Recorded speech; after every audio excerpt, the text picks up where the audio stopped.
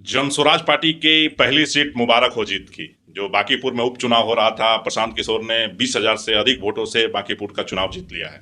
यह चुनाव सबसे ज्यादा गर्मी वाला चुनाव था, क्योंकि भारतीय जनता पार्टी के राष्ट्रीय अध्यक्ष नितिन नवीन का यह सीट था। राज्यसभा जबकि सांसद उनको बनाने के बाद से यह सीट खाली हो चुका था। खाली होने के बाद से वहाँ पे नीरज कुमार सिन्हा को वहाँ से भारतीय जनता पार्टी वहाँ का भाजपा से उम्मीदवार उतारी थी। नितिन नवीन ने जो 2006 से वहाँ से विधायक थे, उनके पिताजी उसके पहले 10 साल विधायक थे।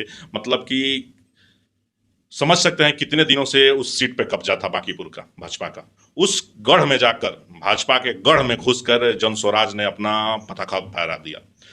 आज भाजपा का हारने का कारण क्या बना? सबसे बड़ा मुद्दा आज पहला भरत तिवारी इनकाउंटर, फर्जी इनकाउंटर। दूसरा यूजीसी लाकर जितने स्वर्ण वोटर थे सभी कट चुके थे, क्योंकि भाजपा का यह रवैया देखकर, क्योंकि जिस तरीके से यूजीसी लाकर स्वर्णों को जिस तरह से प्रताड़ित किया गया भाजपा के द्वारा, आज वही हार का कारण बना।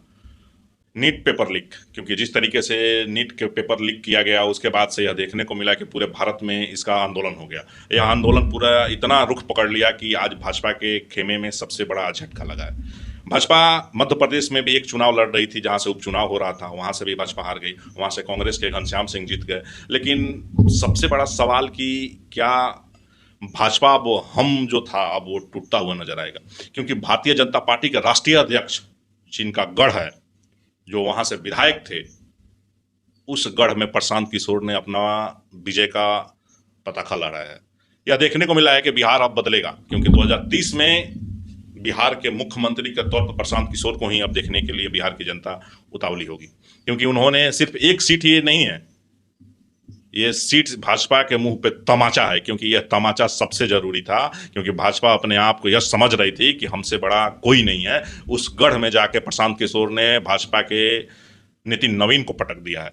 ऐसा पटका है कि 20,000 से अधिक वोटों से जीते हैं प्रशांत किशोर ने जिस तरीके से बिहार में 2025 में उनकी पार्टी जनस्वराज पूरे बिहार में चुनाव लड़ी, लेकिन फिर भी उनमें सबकी जमानत जब्त हो गई। प्रशांत किशोर का भी जमानत जब्त हो गया, लेकिन उसके बाद से प्रशांत किशोर हार न मानने का कारण आज बांकीपुर दिखाई दे रहा है। बांकीपुर में प्रशांत किशोर ने अपना विजय का पताका लहरा दिया, लेकिन उन्होंने ये भी कहा है कि बांकीपुर को एक दिन में हम बेंगलोर नहीं बना देंगे, लेकिन 2 से 3 महीने के अंदर ये जरूर बदलाव आ जाएगा कि नाली और पानी के लिए हम विधायक यहाँ के नहीं बने हैं।